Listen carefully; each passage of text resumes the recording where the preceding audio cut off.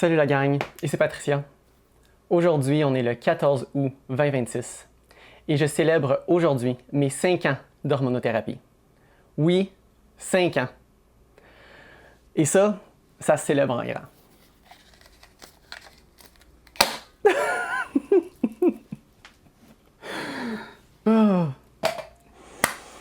Oh wow, écoutez, pour commencer, juste dire, hey, j'en reviens pas, ça fait 5 ans, je suis tellement contente, je suis tellement heureuse, genre, mais pour vrai, là, Je me suis embarqué là-dedans il y a 5 ans, je savais pas pantoute si je faisais la bonne chose ou pas, écoutez, j'ai commencé l'hormonothérapie, puis, pas que j'avais encore des doutes, mais j'étais pas 100% là encore, ça m'a pris un petit bout après ça avant de totalement l'assumer puis être pleinement dedans. Ah! Mais je suis tellement contente de voir où est-ce que je suis rendu aujourd'hui. Puis, je veux dire, je regrette tellement pas de l'avoir fait. Puis encore une fois, je le dis, puis je le répète encore, mon seul regret, c'est de pas l'avoir fait plus tôt. Mais sinon, je suis... Ah! Mais pour vrai, je suis tellement contente. C'est... Première chose aussi, deuxième chose à dire, c'est...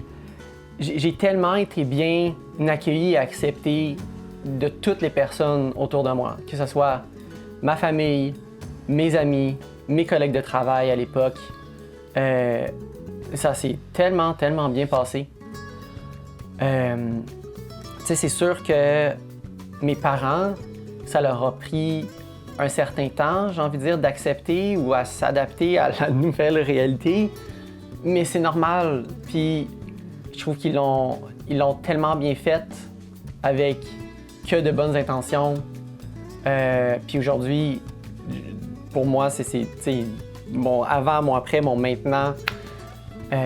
J'y pense même plus. C'est mon nouveau normal, ma nouvelle réalité. Ça se passe tellement bien. Et ouais, je me sens vraiment privilégié d'avoir été aussi bien accepté dans mon entourage et que ça se soit aussi bien passé. J'aurais pas pu mieux espérer. Dans mon année de mes 2 coming out, puis là on revient en 2021, c'est en 2026, c'est en 2021 que ça s'est passé. J'ai fait un premier coming out en février en tant que personne non binaire et ensuite un deuxième comme femme trans en novembre 2021 aussi. Et c'est entre les deux, donc le 14 août 2021, que j'ai commencé l'hormonothérapie. Mais moi, pendant toute cette année-là, j'ai fait c'est pas un long cheminement, mais j'ai tellement cheminé dans cette année-là. C'est complètement fou à quel point les choses se sont déboulées rapidement, mais aussi parce que ça fonctionnait pour moi. C'était logique, ça marchait, j'accrochais, j'adhérais, je me reconnaissais là-dedans. Puis j'ai appris à me connaître et tout au travers de toutes ces aventures-là. Mais donc, à ce moment-là, pendant cette année-là, j'étais encore chez mon ancien employeur. Puis je me rappelle, j'étais à une semaine à peu près de faire mon deuxième coming out. Et on était invités à un souper où on soulignait différentes choses à mon travail. Mais dont moi, ou que ça faisait mes 5 ans de service à ce moment-là. Puis je trouve ça ironique, puis on m'avait remis ce prix-là à l'époque pour mes 5 ans de service chez mon ancien employeur. Et c'est drôle, ça fait 5 ans de ça, puis ça faisait 5 ans à ce moment-là aussi. Mais ce moment-là avait été vraiment pivot pour moi parce que je me présentais encore comme personne non binaire, j'avais pas entièrement assumé aussi C'était encore nouveau pour moi de sortir avec des vêtements plus féminins. J'avais beaucoup hésité, puis j'avais beaucoup regretté après, mais ça m'avait aussi complètement... ça m'avait déclenché de comme, OK, genre non, il faut que ça se passe maintenant, puis j'ai fait mon coming out, mon deuxième coming out la semaine qui a suivi, là, dans une semaine après. Donc ça a été un événement quand même marquant, mais j'étais tellement contente de le faire à ce moment-là, puis après ça, les choses se sont placées et tout, et ouais. Mais c'est drôle. Que ça faisait 5 ans, ça fait 5 ans déjà. Puis voir que ça fait déjà 5 ans, c'est complètement fou. Puis après ça, donc 2 ans après ça, j'ai changé de travail. Et ça aussi, c'était une grosse crainte pour moi de changer de travail, de voir mais est-ce que je vais être aussi bien accepté ailleurs, ça va-tu même m'empêcher de trouver un autre emploi? Pour moi, je voulais m'essayer à faire un pivot dans le domaine de la cybersécurité. Puis c'était encore une fois plein de nouveautés. Je savais même pas ce que je voulais faire exactement, autre que je voulais être en cyber. Je me suis essayé différentes choses. Puis finalement, j'ai eu un premier appel exploratoire avec une compagnie. Puis ensuite, j'ai eu l'entrevue, 2 entrevues à la compagnie que je travaille présentement. Puis j'ai été... Je sais même pas dire que j'ai été accepté tellement que ça n'a même pas paru. Le processus s'est déroulé, je vais dire, normalement, sans qu'il y ait rien qui accroche, sans même qu'on note, qu'on fasse de remarques ou quoi que ce soit. Puis je suis tellement contente. Puis aussi, ça me fait rire, je regarde en arrière, puis j'étais tellement nouvelle dans ce domaine-là, j'avais tellement à apprendre. Puis même, je me demande, genre, ce que mon boss aujourd'hui, qui passe une entrevue avec le team lead à l'époque, je me demande même qu'est-ce qu'ils ont vu en moi. Pour eux autres, c'est un gamble qu'ils ont pris avec moi. Ils ont essayé. Ils ont dit, on va essayer Patricia, on va voir qu'est-ce que ça va donner. Puis aujourd'hui, ça fait bientôt 3 ans que je suis avec eux. Et Colin, c'est un de mes meilleurs moves de carrière que j'ai fait, selon moi. J'aime tellement ce que je fais.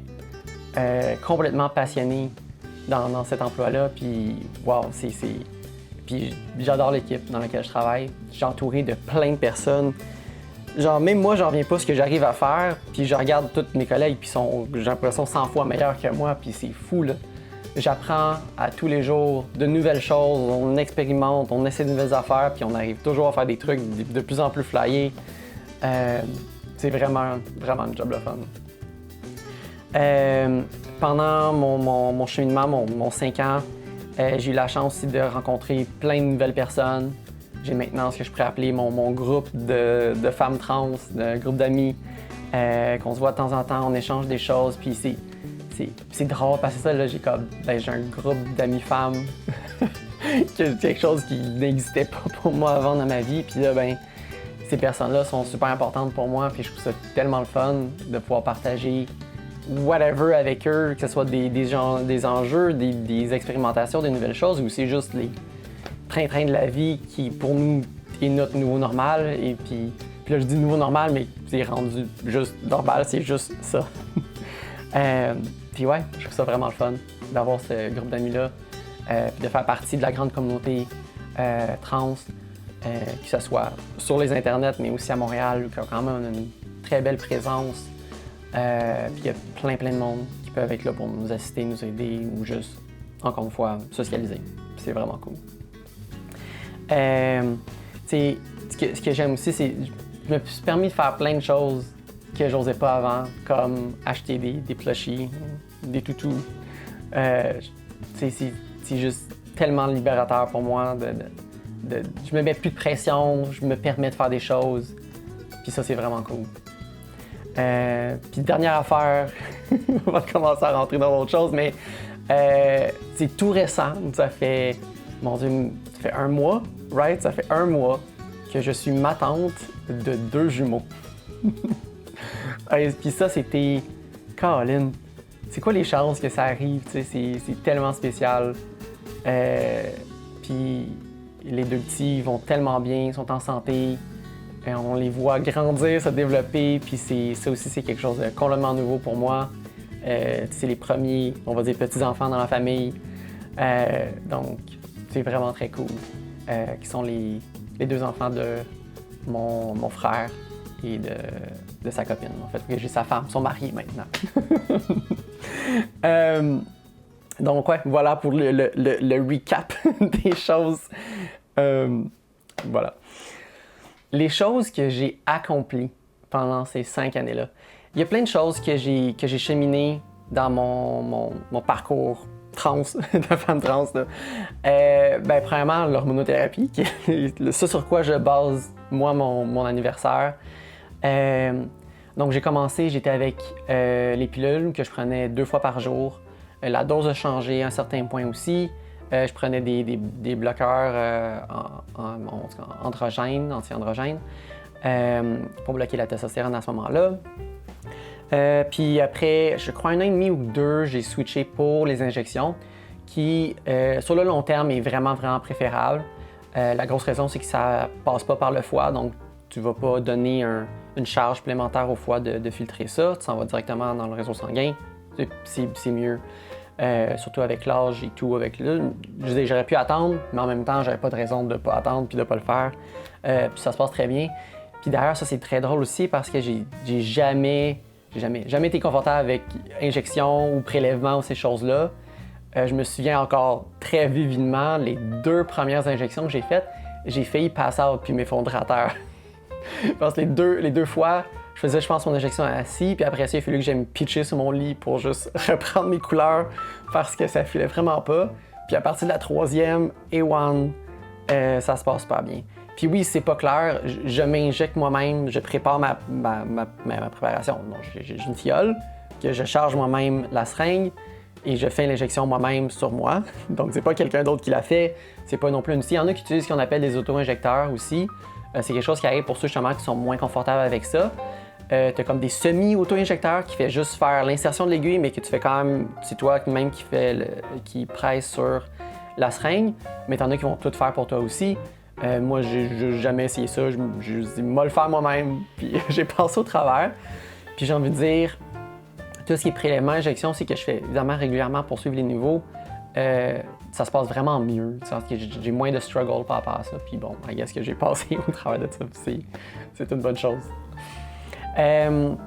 Quoi d'autre? Mais c'est ça, j'ai mentionné, j'ai fait donc 2 vidéos de coming out, puis je suis tellement contente de l'avoir fait. Ça a donné tellement des beaux résultats, puis ça a vraiment, j'ai eu l'effet escompté qui était de passer ce message-là à toutes les personnes qui avaient besoin de l'entendre et d'avoir un message qui était uniforme, qui était ferme aussi, parce qu'une de mes grosses craintes à ce moment-là, c'était aussi, surtout de ma famille, d'avoir beaucoup de pushback ou beaucoup de questionnements ou de venir chercher l'hésitation chez moi. Donc pour moi, de faire les vidéos, c'était une façon de pleinement l'assumer à fond, d'arriver avec un message vraiment qui est fort solide.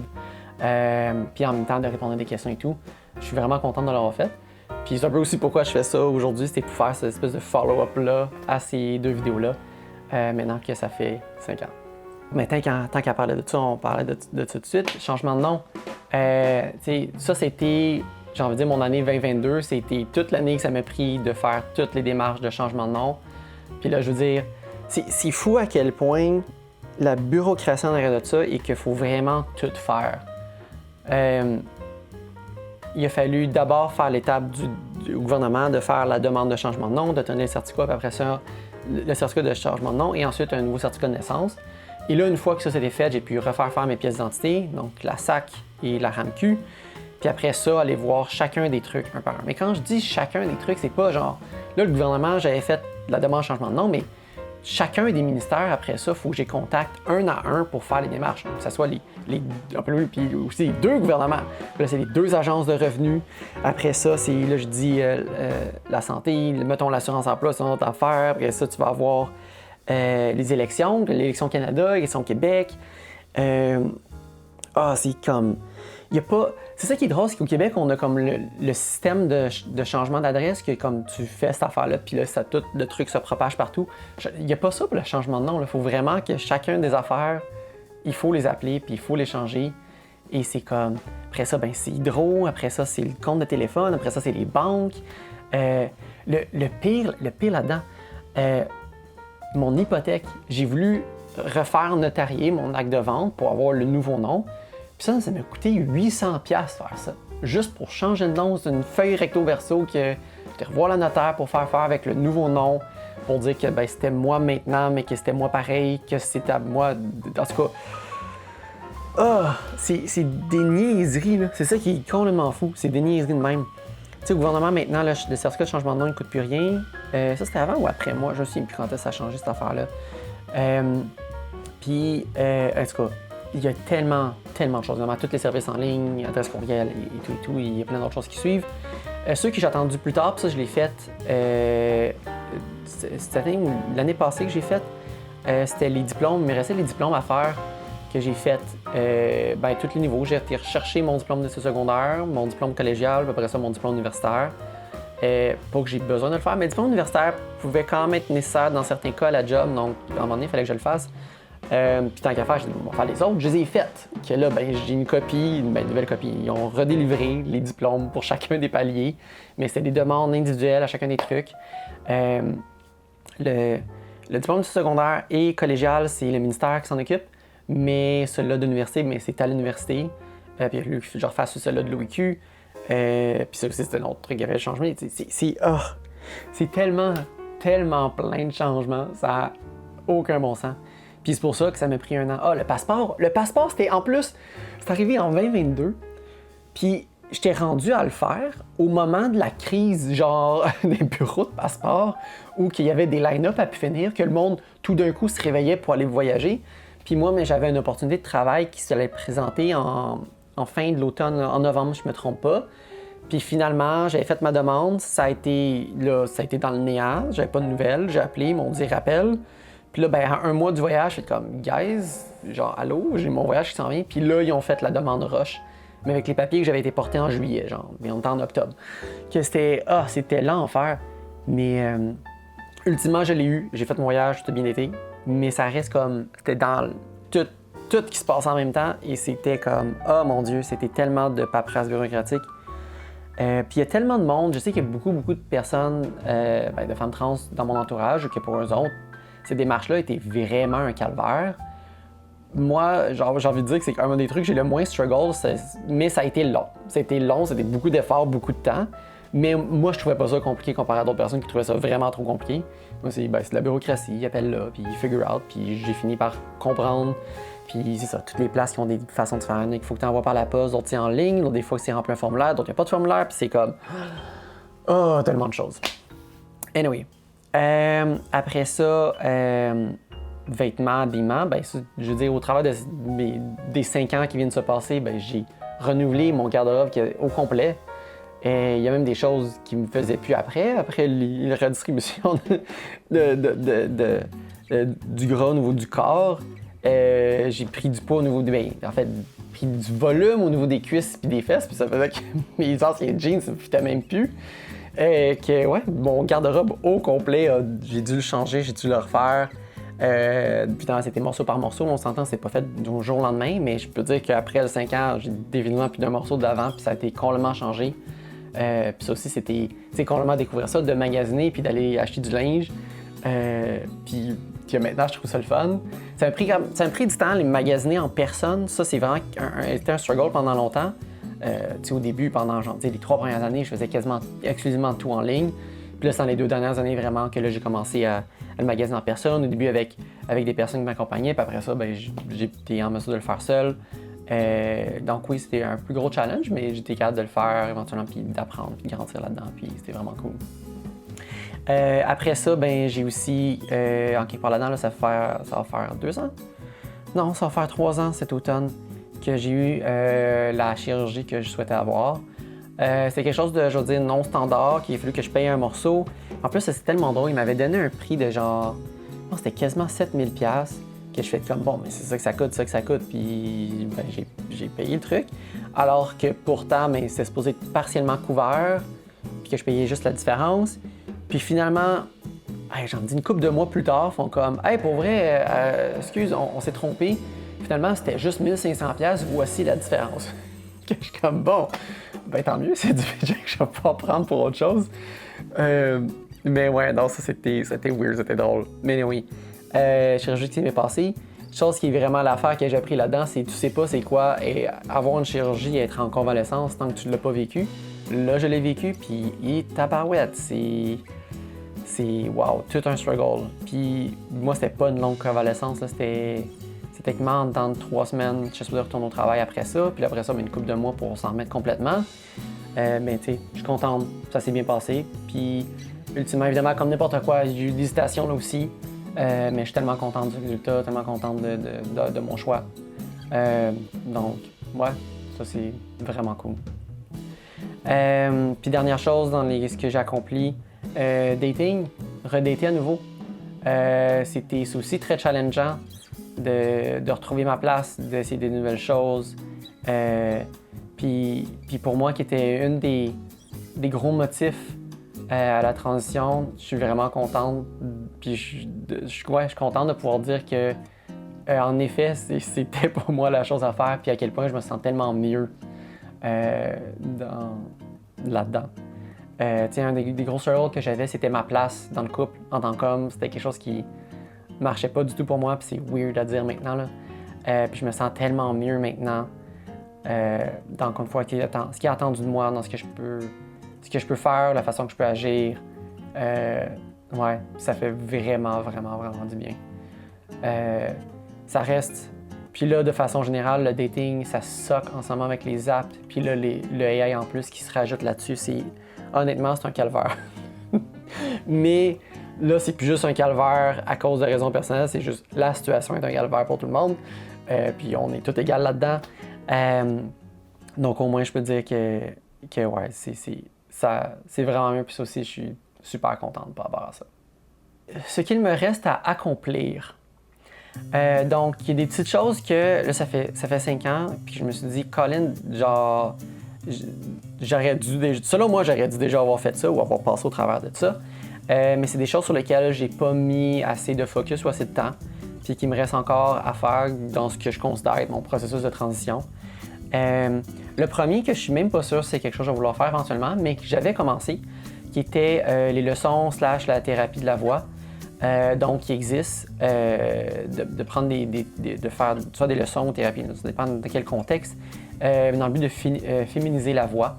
C'est quelque chose qui se fait. J'ai plusieurs personnes, encore une fois, dans mes groupes d'amis trans qui l'ont fait, qui ont des super bons résultats. Puis après ça, c'est juste question de prendre le temps, de le faire, de faire les pratiques, puis de l'appliquer au quotidien. J'ai mis mon focus ailleurs. Puis c'est ça.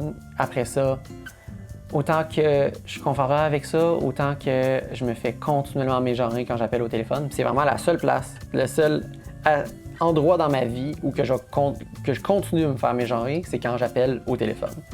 Puis c'est aussi pire au point que j'ai appelé une place, je me suis identifié, la personne a mon dossier d'ouvert, elle a mon nom et elle continue de me mégenrer. Puis ça arrive, là ça c'est pas tout le temps, mais ça arrive assez souvent pour dire que c'est encore un problème et donc qui fait que je me pose encore la question de savoir est-ce que je devrais reprendre ça pour pallier à ça.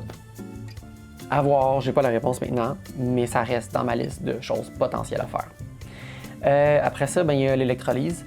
Donc au niveau du visage, j'ai fait de l'épilation laser pendant 2 ans. Ça a donné d'excellents résultats, mais c'est pas terminé. Puis la phase finale, c'est d'aller avec de l'électrolyse qui va venir vraiment cibler ce qui reste. Je l'ai commencé, j'ai arrêté à cause d'autres affaires encore une fois qui se passaient. Je l'ai pas repris, puis là j'ai comme mis ça de côté. Mais il faut vraiment que je continue parce que je trouve ça vraiment weird de continuer de me raser encore aujourd'hui. Je le fais aux 2 jours, vrai. C'est weird. Genre, j'essaie de pas y penser, mais là, quand je pense, c'est comme bizarre là, que je fasse ça, puis que j'ai pas fini de régler cette affaire-là. Ça serait cool de régler ça, puis de passer à autre chose. Puis finalement, le maquillage. Alors, en ce moment, je suis pas maquillée non plus, parce que j'ai jamais pris le temps de me pratiquer, puis d'aller apprendre là-dedans. J'ai acheté des affaires un peu, j'ai essayé un peu, j'ai eu de l'accompagnement de certains de mes amis, mais encore une fois, j'ai pas mis du temps régulièrement là-dessus. Plus ce qui fait que là, j'ose pas parce que je trouve que c'est pas adéquat ou pas encore assez bon, nanana, que je le fais pas.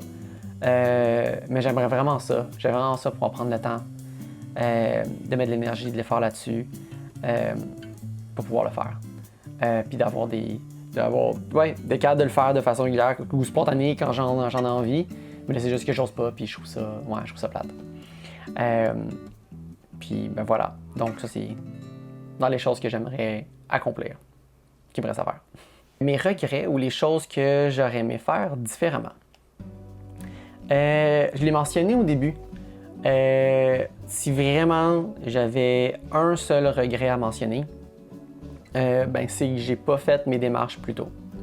J'ai quand même passé plus de 10 ans à me questionner sur mon identité de genre. Puis là, quand je dis questionner, c'était on and off, c'était pas continuellement, mais c'était présent. Mais je le mettais toujours de côté. Puis c'est sûr que, après ça, je pourrais dire oui, mais j'étais pas prête ou j'avais besoin de vivre des choses et tout. Certainement, mais je peux pas croire que j'avais réellement besoin de 10 ans pour ça. T'sais, je suis persuadé que j'aurais pu le faire plus tôt et que j'aurais eu... puis que ça se serait aussi bien passé. Mais ouais, c'est sûr que... Ce qui est le plus difficile là-dedans, c'est que j'ai l'impression d'avoir perdu ma vingtaine à comme me chercher, c'est de me comprendre. Puis c'est des années, c'est une décennie complète que j'ai perdue puis que je pourrais pas revoir. C'est sûr que ça, je trouve ça plate. J'aurais dû le faire plus tôt. Puis ça, ben, je peux pas le changer, puis je dois vivre avec ça. Il y a une autre chose aussi peut-être que j'aurais fait différemment. Dans plusieurs étapes de mon processus, ça d'ailleurs, j'ai pas mentionné tantôt, j'étais relativement chanceuse pour ce qui est la chirurgie parce que j'ai attendu seulement 1 an sur les listes d'attente avant d'obtenir une date. Aujourd'hui, les listes sont vraiment plus longues. On parle de 2 à même 3 ans. C'est trop long, là. C'est vraiment trop long. 1 an, c'est trop long. Que j'ose pas imaginer 3 ans. Mais pour le changement de nom, j'avais précipité les démarches. J'avais même pas 2 mois après mon deuxième coming out que j'avais commencé les démarches pour ça. J'ai pas pris le temps de réfléchir à ce que je voulais vraiment. Est-ce que j'aurais voulu un autre prénom? Je me suis jamais vraiment posé la question. Par rapport à ça, j'ai pris l'affaire qui était pour moi le plus évident. Mais est-ce que j'aurais voulu autre chose? Est-ce que j'aurais voulu passer plus de temps là-dessus? Potentiellement. Mais à ce moment-là, puis je dis, j'avais précipité les démarches parce qu'il y avait eu des annonces du gouvernement de la CAQ qui allait comme changer des choses là-dessus. Puis les premières annonces étaient quand même super négatives, super restrictives. Puis ça allait fait comme holy shit, genre je veux vraiment pas ça. Donc je vais le faire maintenant pour être sûr de passer sous l'ancien régime pour avoir.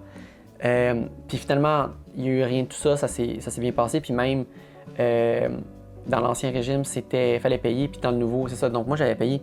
Dans le nouveau régime, tu n'as même pas besoin de payer. Puis c'est ça aussi qui, en même temps que ça donnait accès au marqueur X, pour ceux que ça concerne. Pour moi, évidemment, j'étais avec le marqueur féminin. Mais ouais, peut-être que j'aurais pris le temps de choisir autre chose, je sais pas. Mais je sais que j'avais précipité la démarche du moins initial, mais après ça, le reste, ça a pris le temps que ça a pris, puis ça, j'ai pas envie de dire que c'était pas précipité pour autant, là. Puis je suis content d'avoir ça, mais bref. Puis, ouais, ça a l'air que je peux pas faire une vidéo comme ça sans faire une nouvelle annonce. J'ai quelque chose à annoncer. En fait, j'ai déjà annoncé quelque chose. J'ai dit que j'étais partant au début du vidéo. C'est nouveau, ça aussi. J'ai reçu un diagnostic de trouble du spectre de l'autisme de niveau 1. Ça, c'est après avoir fait moi-même les démarches pour aller me faire évaluer auprès d'une neuropsy. Parce que je soupçonnais ce qui était pour moi surtout du TDA, donc un trouble de déficit de l'attention. Avec ou sans hyperactivité, ça je savais pas, mais je croyais réellement avoir un TDA. Puis turns out que je n'ai pas de TDA, mais qu'on m'a diagnostiqué un TSA, qui est le trouble du spectre de l'autisme.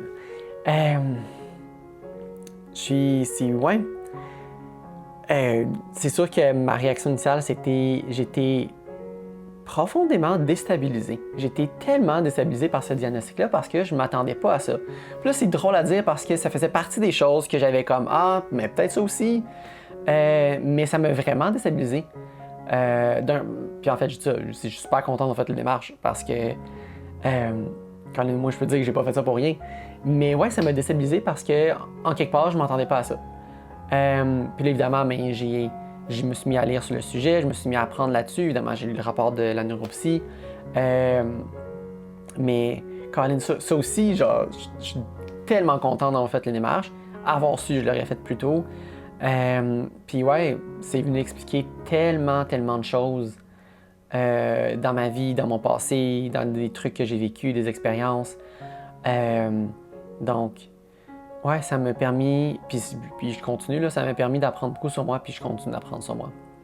C'est dans les choses qui ont sorti de cette évaluation-là, tout ce qui est raisonnement, spatial, en 3D, 2D, whatever, ou que je suis hautement au-dessus de la moyenne. Mais après ça, tout ce qui est, j'ai envie de dire, c'était quoi déjà? C'était, on va dire, langagier ou conversationnel, puis aussi comme de mémoire de travail aussi qui était en dessous de la moyenne, ou qui avait comme des lacunes. J'ai tellement appris de choses par rapport justement au trouble du spectre de l'autisme, les aspects de c'est quoi un meltdown, c'est quoi un shutdown, après ça c'est quoi le burn-out aussi qui est associé à ça. C'est venu expliquer aussi pourquoi j'étais en arrêt de travail 3 fois dans les 2 dernières années. Mon struggle, c'est de pallier entre trouver un équilibre de vie entre le travail et ma vie personnelle. Parce que, comme je l'ai dit tantôt, mon travail, je le trouve tellement passionnant, tellement le fun. Mais là, c'est rendu que ça prend toute la place. Puis là, ça me fait prendre conscience de ça, puis essayer de trouver aussi, de rebalancer ma vie, de venir chercher, de mettre en place des hobbies, une meilleure vie sociale aussi, ou qui prenaient le côté. C'est plein de choses, c'est vraiment beaucoup de choses. Puis après ça, tout l'aspect relationnel, j'ai mentionné un peu, mais il y a des aspects qui accrochent au niveau des relations avec les autres. Puis c'est tough parce que j'ai envie de dire, dans un contact ou une interaction sociale précise, j'ai pas l'impression, tout ce qui est tough aussi, je me rends compte à quel point que je me vois pas, je me vois pas là-dedans. Puis il y a plein de choses que c'est comme, que je lis maintenant, je suis comme, ah ouais, ok, mais je me voyais pas comme ça, mais pourtant c'est là. Mais tu sais, interaction sociale, je peux avoir une interaction, puis on fait juste regarder l'interaction, puis j'ai pas l'impression de sortir du lot. Mais quand tu accumules vraiment plusieurs interactions sociales avec une même personne ou un même groupe de personnes, c'est là qu'on peut voir des choses qui sortent de là, ou que j'ai envie de dire, je suis moins consciente de l'espace que je prends, ou des choses que je dis, ou des impacts de ce que je dis ou fais peut avoir sur les autres. C'est quelque chose qui est vraiment un struggle, puis que je prends, encore une fois, que je continue à prendre conscience de, puis que là, j'essaie de travailler là-dessus. Puis c'est difficile, c'est vraiment, vraiment difficile. Là, je mentionne plein de choses, mais je vais quand même prendre le temps de mentionner. Ça, c'est le premier livre que j'ai lu sur le sujet. Techniquement, j'ai déjà commencé le prochain aussi. Mais celui-là, donc c'est le The Autistic Guide to Self-Discovery par Saul Smith. J'ai vraiment, vraiment adoré. Ça vient couvrir comme, encore une fois, ça fait une bonne revue en surface de tous les éléments qu'il y a à voir. Ça vient passer en revue justement comme on va dire les différentes saveurs d'autisme, puis voir comme dans lesquelles que j'accrochais plus. Ça a illustré des différentes mises en situation dans lesquelles je me suis reconnu, puis c'est comme holy shit, ça vient expliquer tellement d'affaires. Je suis vraiment content d'avoir lu. C'est une de mes amies qui me l'a recommandé. Puis je suis très très contente de sa recommandation. Et moi-même, je le recommande si vous cherchez un livre sur le sujet. Comme je dis, j'en ai d'autres à lire après ça, puis j'ai pas fini de me découvrir puis d'apprendre sur le sujet. Ouais, l'autisme est souvent associé à des intérêts spéciaux. C'est la terminologie qui est utilisée. Clairement, la job, j'ai envie de dire, tout ce qui est la sécurité physique de façon générale est clairement un de ces aspects-là. J'ai tellement j'en dis une hyper-fixation là-dessus, ça prend beaucoup d'espace, puis c'est pour ça que ma job prend beaucoup d'espace, j'aime tellement ce que je fais. Mais il faut faire attention à ça, évidemment. J'ai envie de dire, comme d'autres thématiques aussi, le transport en commun, de façon générale, je pense que ça rentre, c'est assez présent. J'ai assez de connaissances élargies là-dessus, puis de passion pour dire que ça en fait partie. Mais après ça, ça reste des choses à découvrir. Donc, je travaille là-dessus. J'ai tellement de choses que j'essaie d'améliorer ou d'arranger. Puis c'est même, j'en dis, c'est frustrant parce que il y a des changements que je veux faire, j'essaie de mettre les choses en place, puis c'est tough. Puis là, c'est un struggle. Ça fait comme, d'ailleurs, j'ai dû mentionner, on est en août, et j'ai le diagnostic depuis mars de cette année. Donc, ça fait quelques mois seulement. Là. Ça reste relativement tout récent. Puis donc, je fais des progrès, je continue d'apprendre, je continue de travailler là-dessus, mais c'est pas facile. C'est pas facile. Mais voilà. Avant de vous laisser, 2 dernières choses pour vous. La première, J'ai eu la chance de travailler sur un super projet avec des collègues de travail que malheureusement c'est pas terminé puis que je ne suis pas en mesure de vous parler pour l'instant, mais on devrait pouvoir publier ça l'année prochaine en 2027. Pour vrai, c'est un projet qui était au passé, on est en train de finaliser, mais c'était tellement le fun, c'était tellement une expérience vraiment weird, mais vraiment le fun. Puis je suis super content d'avoir eu cette opportunité-là de travailler là-dessus.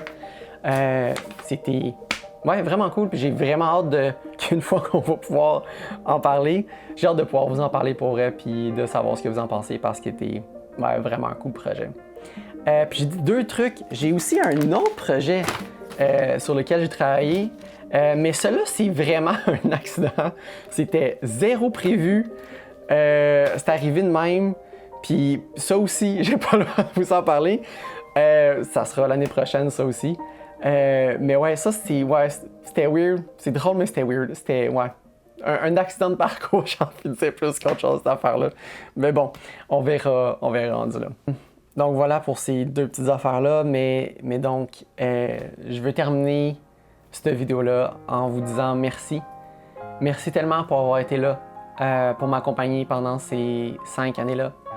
Ça n'a pas été tout le temps facile, mais pour vrai, j'apprécie vraiment que vous ayez été là pour moi, pour me supporter ou juste m'accepter dans la nouvelle personne que je suis. Et ça, pour vrai, ça me touche beaucoup, puis ça compte vraiment énormément pour moi. Donc, avant de partir, il faut allumer cette chandelle-là. Donc, on va faire ça. Je vais tasser ça ici. On va mettre ça en feu, parce que sinon, ça serait dommage. OK, je suis capable d'ouvrir ça. OK, there you go. On va, je suis capable d'allumer ça. OK. There you go. Donc, mes 5 ans d'hormonothérapie et j'imagine à 5 autres belles années.